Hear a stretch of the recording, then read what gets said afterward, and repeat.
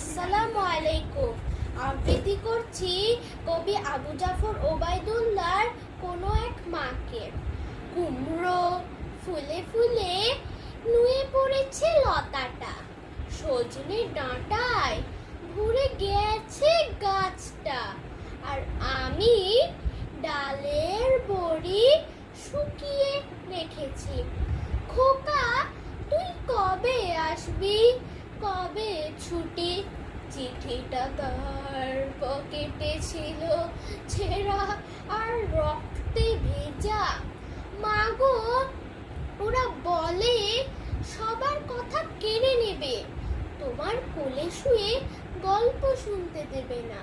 বলো মা, তাই কি হয়? তাই তো আমার দেরি হচ্ছে। তোমার জন্য কথার ঝুলি নিয়ে তবেই না বাড়ি ফিরবো।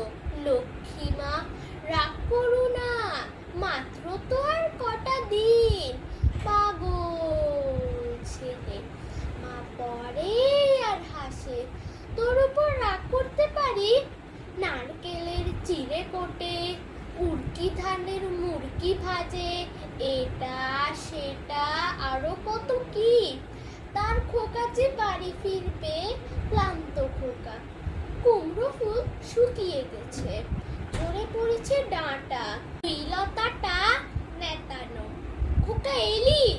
ঝাপসা চোখে মা তাকায় উঠোনে উঠোনে, যেখানে খোকার সব শকুনিরা ব্যবচ্ছেদ করে। তারপর মা দাওয়ায় বসে মা আবার ধান ভানে, বিন্নি ধানের খই ভাজে।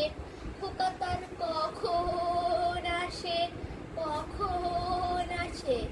এখন মার চোখে শিশির ভোর স্নেহের রোদে ভিটে ভরেছে। ধন্যবাদ সবাইকে।